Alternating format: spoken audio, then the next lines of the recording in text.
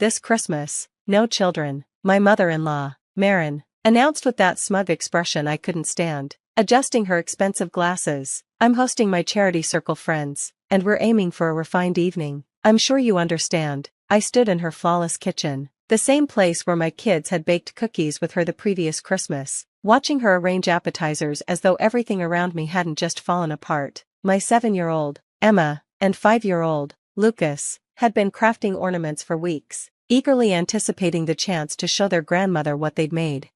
But Marin, I began, keeping my tone even, the kids have been looking forward to this. They even made something special for you.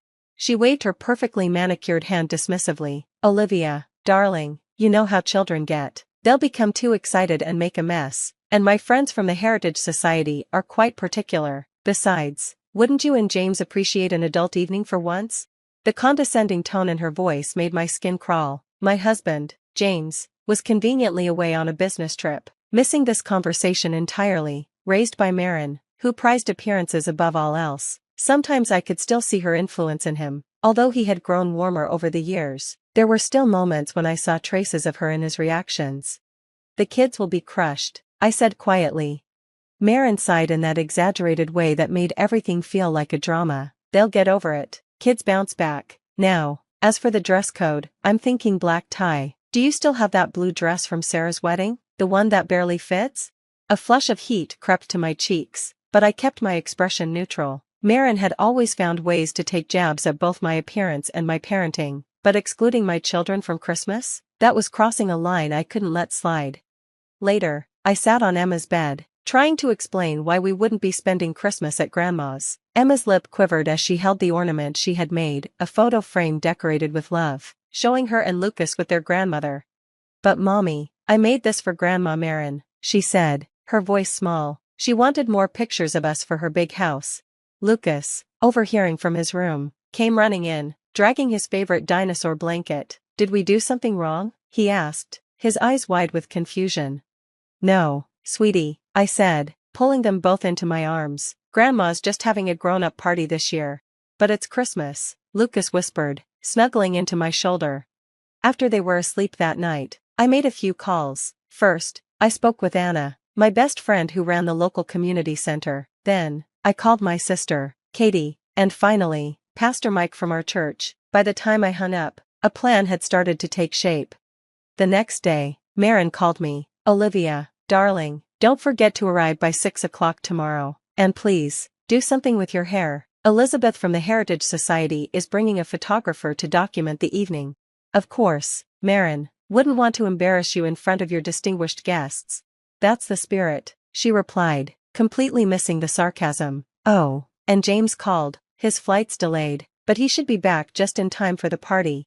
I smiled to myself. James knew exactly when his flight was landing, and it wasn't when his mother thought. We'd had a long talk about her behavior, and he was completely on my side.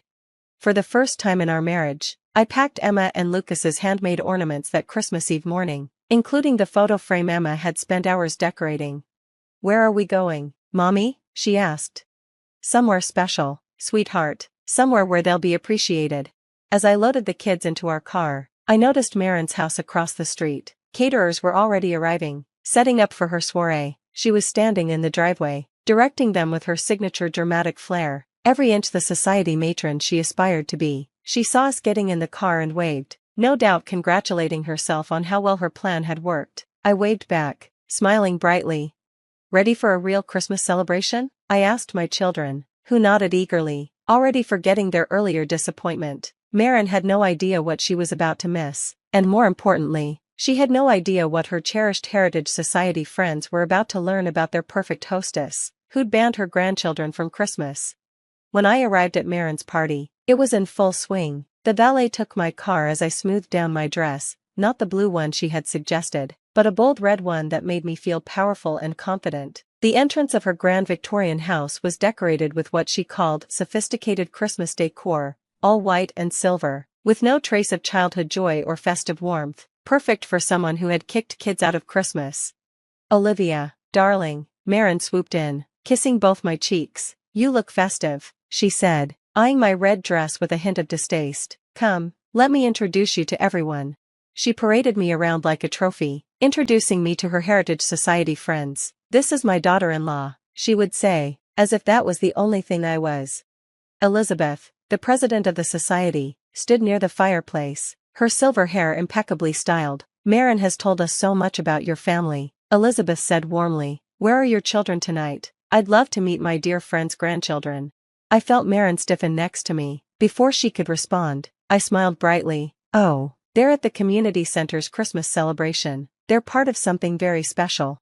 "The community center?" Elizabeth's eyes lit up. "The one on Maple Street? I'm on their board." I didn't realize Marion's grandchildren were involved there. Marin's smile faltered for the first time. "Oh, well, children are always involved in something or another. Olivia, dear, I believe James is looking for you."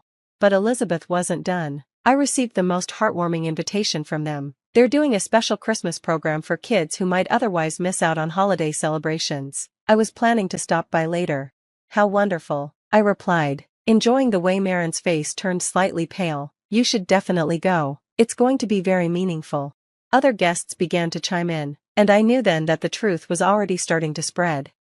"Oh, yes, I received that invitation too. Pastor Mike mentioned casually at last week's charity meeting. Didn't they say something about a special presentation by local children?" Marin, visibly uncomfortable, quickly tried to change the subject. "The caterer has prepared the most exquisite truffle-infused Marin."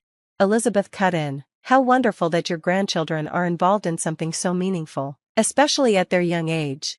Before Marin could respond, James arrived, on time, just as planned, not running late as his mother had claimed. He kissed my cheek and greeted Marin, whose relief at his arrival turned to confusion when he announced, "Mother, I think it's time we head to the community center. We wouldn't want to miss the children's presentation."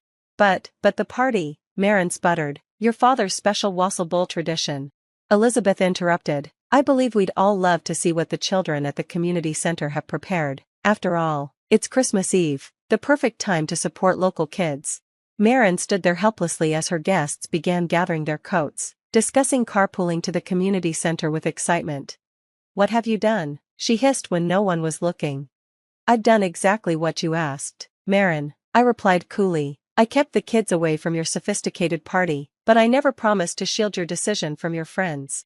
At the community center, warmth and Christmas spirit filled the air. The smell of hot chocolate and cookies drifted through the room, and colorful decorations adorned the walls. Emma and Lucas stood at the front, ready for their presentation. They beamed when they saw us but stayed focused, just as they'd practiced. Marin's friends filed in, exclaiming over the decorations and festive atmosphere. Pastor Mike welcomed everyone and acknowledged the presence of Heritage Society members. Then the children began their presentation.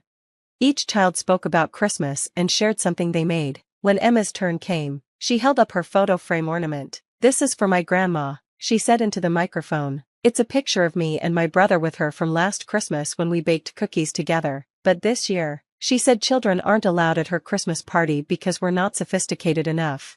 The room fell silent. All eyes turned to Marin, whose face turned from pale to crimson. Lucas followed, clutching his dinosaur blanket. "I drew this picture of our family," he said quietly, "but I had to draw Grandma far away because she doesn't want us around for Christmas anymore." Marin stepped forward, but James touched her arm gently. "Let them finish, Mother," he said softly. As other children shared similar stories of exclusion, it became clear, this wasn't just about Christmas, it was about every child made to feel less than worthy. Pastor Mike addressed the crowd. "This celebration exists to remind every child that they are loved, valued, and worthy of Christmas joy, no matter their age or sophistication." Elizabeth stepped forward, wiping away tears. "Marin," she said, "I had no idea you'd excluded your grandchildren from Christmas. This goes against everything the Heritage Society stands for. We support families, not social climbing at their expense." Marin tried to explain, but her voice faltered. "I just wanted an elegant evening." Elizabeth shook her head. "These children are elegant in their own way. They're the true spirit of Christmas." James finally spoke up. "Did Olivia make you ban our children from Christmas, Mother? Did she force you to choose your social status over family?" Marin's attempts to defend herself only made things worse. "Olivia twisted everything. I only wanted a sophisticated event. You've spent years undermining Olivia and criticizing our parenting, but excluding our children from Christmas? That's unforgivable." The community center quickly became a joyous celebration. Emma and Lucas were surrounded by love and admiration. Their handmade ornaments were proudly displayed on the tree, the warmth and spirit of the holiday shining brightly. In stark contrast, Marin's sterile, adults-only party was now an afterthought. Elizabeth told Marin, "The Heritage Society board will have to discuss your position. We stand for family, not empty social status."